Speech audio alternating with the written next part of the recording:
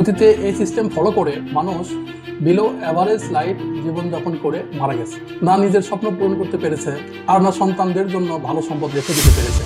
আর অন্যদিকে আপনি কোনো কলেজে স্টাডি করছেন অথবা সময় মতো অ্যাসাইনমেন্ট করছেন, 90% অ্যাটেন্ডেন্স মেনটেন করছেন, ইচ্ছে না থাকা সত্ত্বেও বই মুখস্থ করছেন এবং সমস্ত রুলস ফলো করছেন, এই আশায় যে আপনি যখন কলেজ থেকে বের হবেন আপনার কাছে একটি গ্রাজুয়েশন ডিগ্রি থাকবে। এই কারণে আপনি একটি ভালো চাকরি পাবেন, তারপর নিজের পরিবারের জন্য বাড়ি বানাবেন, বিবাহ করবেন, বাচ্চাদের ভালো শিক্ষা দিবেন আর অনেক টাকা ইনকাম করবেন। কিন্তু বাস্তবতা কি আপনি জানেন? शुरू करिए, आप कितने साल के थे? सर उस समय हम 18 साल के थे। और अभी अभी हम 30 साल के हो गए। 30 साल। पिछले 12 सालों में आपने अपनी जिंदगी में क्या किया है? जिंदगी में सर पढ़ते गया, डिग्री लेते गया। मैंने 3 सब्जेक्ट में पोस्ट ग्रेजुएट किया, बीएड किया, सीटेट क्वालिफाइड है, नेट क्वालिफाइड है। আপনি 15 বছর পরিশ্রম করার পর একটি গ্রাজুয়েশন ডিগ্রি পান, এরপর আপনি অনেক চেষ্টা করার পরেও চাকরি পান না।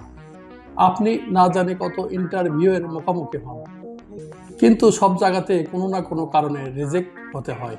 মানুষ আপনাকে নিয়ে হাসি ঠাট্টা করতে শুরু করে। हम लोग को बहुत हीन भावना से परिवार रिश्तेदार हम लोग उतना बात नहीं करते सर। और मैं 2 साल से गाँव में भी नहीं गया अभी तक। दुख है सर, क्या बोलूँ। मैं अपने दुख और पीड़ा को किसी पर सामना नहीं कर सकता हूँ सर। बहुत संघर्ष से पढ़ा, ट्यूशन पढ़ा के मैं 2012 से ट्यूशन पढ़ा के अभी तक मैं पढ़ाई किया हूँ और मैं कुछ भी हासिल नहीं कर पाया। আপনি লজ্জায় মানুষের সঙ্গে দেখা সাক্ষাৎ করা কমিয়ে দেন। একটাই দোয়া করেন যে কোনোভাবে আমাকে একটি চাকরির ব্যবস্থা করে দেন। ধীরে ধীরে আপনার সেলফ কনফিডেন্স কমতে শুরু করে। তারপরেও যদি আপনি একটা চাকরি পেয়ে যান, তার বেতন হয় অনেক কম, তখন আপনার আর কোনো উপায় না থাকার কারণে বাধ্য হয়ে এই চাকরি করতে হয়। আর এত বেতন হয় না যে আপনি টাকা ইনকাম করে জমা করে একটি বাড়ি কিনতে পারবেন। তখন আপনি একটা হোম লোন নিয়ে থাকেন, আর যখন বাড়ি হয় তখন একটা গাড়িরও প্রয়োজন হয়, তখন একটা কার লোন নিয়ে নেন। এইভাবেই অজান্তে আপনি নিজেকে 4-5 থেকে বেঁধে ফেলেন। আপনি এই ভয়ে বেঁচে থাকেন যে হঠাৎ করে যদি আমার চাকরি চলে যায়, আমি আমার সংসার খরচ কিভাবে চালাবো, লোনের কিস্তি কিভাবে চালাবো। আর ধীরে ধীরে আপনার স্বপ্নকে মনের মধ্যে চাপিয়ে রাখেন। আপনি সকালবেলা চুপচাপ কাজে চলে যান এবং সমস্ত কিছু সহ্য করে রাতের বেলা আপনি বাড়িতে ফেরেন, সেই কাজ আপনার পছন্দ হোক বা না হোক। এমন একদিন আসে যে আপনার জীবন নর্মাল হতে শুরু করে। এইভাবে কাজ করতে করতে আপনি একসময় বৃদ্ধ হয়ে যান। আপনার মনে হয় আমার ভাগ্য মনে হয় খারাপ, এজন্য আমি বেশি কিছু করতে পারিনি, কারণ আমি পরিশ্রম তো অনেক করেছি। যে এডুকেশন সিস্টেম ছোটবেলার থেকে ফলো করে আসছেন, এই এডুকেশন সিস্টেম বানানোই হয়েছে যেন আপনি ফেল করেন। Bill Gates, co founder of Microsoft, Mark Zuckerberg, co founder of Facebook, Richard Branson, co founder of Virgin group, এনারা পৃথিবীর ধনী ব্যক্তিদের মধ্যে একজন। আরও একটি বিষয় এনাদের মধ্যে কমন যে তারা এই ফাঁদ থেকে নিজেকে বাঁচাতে সফল হয়েছে। এখন আমাদের সামনে শুধু দুইটাই অপশন। এক, আমরা বাস্তবতাকে অ্যাকসেপ্ট না করি এবং সারা জীবনে এই ফাঁদেই পড়ে থাকি এবং বাচ্চাদেরকেও এই ফাঁদেই ফেলে দিই। আর দুই, আমরা আমাদের নিজেদের রাস্তা নিজেরাই তৈরি করি, আমরা নিজেরাই এক্সপ্লোর করি যে আমাদের কি কি করা উচিত, খুঁজে দেখি কি কি সঠিক পদ্ধতি আছে যা দ্বারা আমরা আমাদের চাহিদা পূরণ করতে পারি এবং টাকা উপার্জন করতে পারি। এখন আর আমাদের এত কলেজ গ্রাজুয়েটের প্রয়োজন নেই, যাদের সর্বশেষ উদ্দেশ্য হয় একটা চাকরি, যাদের কোনো স্কিল ও যোগ্যতা নাই। যে স্কিল শেখার জন্য আপনারা কলেজে লক্ষ লক্ষ টাকা দিয়ে থাকেন, 15 থেকে 20 বছর আপনার দামি সময় সেখানে ব্যয় করেন। আমি যদি আপনাকে প্রশ্ন করি, আপনার গ্রাজুয়েশন করার পর আপনি কি ইংরেজিতে কথা বলতে পারবেন? যেখানে অন্য অন্য দেশের ক্লাস 5 এর বাচ্চা অনবরত ইংরেজিতে কথা বলতে পারে।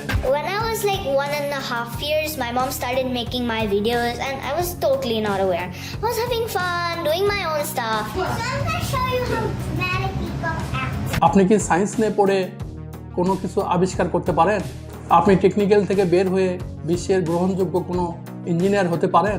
মেডিকেল থেকে লেখাপড়া শেষ করে আপনি কি গ্রহণযোগ্য ডাক্তার হতে পারেন? তাহলে কেন মানুষ চিকিৎসা খাতে প্রতারিত হচ্ছে? ওটির ফুল মিনিং হচ্ছে আপনার ওটি করাইতে হবে। ওটির ফুল মিনিং হচ্ছে আপনার ওটি করাইতে হয়েছিল রোগীটার, তার হচ্ছে ব্রেন স্টোমার হয়েছে। ব্রেন স্টোমার এবং কেন ভালো চিকিৎসার জন্য তাদের দেশের বাইরে যেতে হচ্ছে? এই সব প্রশ্নের উত্তর কে দিবে? আর এই সমস্যার মূল কারণ হলো স্কুল কলেজে লেখাপড়া করার সময় আমাদের লক্ষ্যই হচ্ছে যে কোনোভাবে একটা সার্টিফিকেট পেলেই হয়, কারণ সমস্ত জায়গায় অভিজ্ঞতা বা মেধার চেয়ে সার্টিফিকেটকে বেশি প্রাধান্য দেওয়া হয়। এই জন্য প্রকৃত যোগ্যতা সম্পন্ন ব্যক্তির চেয়ে সার্টিফিকেটধারী লোকের সংখ্যা বেশি। এই কারণে মানুষ নিজের স্কিল ডেভেলপের পিছনে না ছুটে সার্টিফিকেটের পিছনে ছুটতেছে। প্রকৃতপক্ষে বড় থেকে বড় স্কিল কম সময়ে এবং কম খরচে অনলাইন বা অফলাইনে শেখা সম্ভব। সেই সমস্ত অভিজ্ঞ লোকদের কাছ থেকে যারা প্র্যাকটিক্যালি এই সমস্ত কাজ করে অনেক বড় কিছু অর্জন করেছে, তাদের কাছ থেকে নয় যাদের নলেজ শুধু থিওরির মধ্যেই সীমাবদ্ধ। তাই যারা অভিভাবক আছেন, আপনাদের সন্তানকে অবশ্যই স্কুল এবং কলেজে পাঠান, কিন্তু রেজাল্ট বা মার্কশিটকে এতটা প্রাধান্য দিয়েন না। আপনার সন্তানের সাহস যোগান এবং তাকে বলুন এই পৃথিবীতে করার জন্য অনেক কিছু আছে। আপনার সন্তানকে আলাদা আলাদা বিষয় শেখা বা উদ্ঘাটন করার জন্য মোটিভেশন করুন। যদি মার্ক কম আসে আসুক, কিন্তু যে কোনো বিষয়ের ওপর তাকে অভিজ্ঞ করে গড়ে তুলুন, যে বিষয়ে সে সবচেয়ে বেশি পারদর্শী। আজ আমরা গ্র্যাজুয়েশন বা বিসিএস এর জন্য বছরের পর বছর ড্রপ ইয়ার বা রিটেক নিচ্ছি, কিন্তু নিজের প্যাশন বা ইন্টারেস্টকে বোঝার জন্য অথবা অন্যান্য সুযোগ সুবিধাগুলো এক্সপ্লোর করার জন্য ড্রপ ইয়ার বা রিস্ক নিয়েছি কি? ঠিক করোনার আগে চাকরিটা ছেড়ে দিলাম। ছেড়ে দেওয়ার পরে চিন্তা করলাম যে আসলে আমি উদ্যোক্তা হতে পারি। আমার কাছে যে স্কিলগুলো আছে সেগুলোকে হাজার উদ্যোক্তার মাধ্যমে ছড়িয়ে দেবো। আপনি কি সেই স্বাভাবিক জীবনযাপনই করতে চান, না জীবনে বড় কিছু করতে চান এবং আপনার স্বপ্নগুলোকে পূরণ করতে চান? এই সিদ্ধান্ত আপনার হাতে। ধন্যবাদ সবাইকে।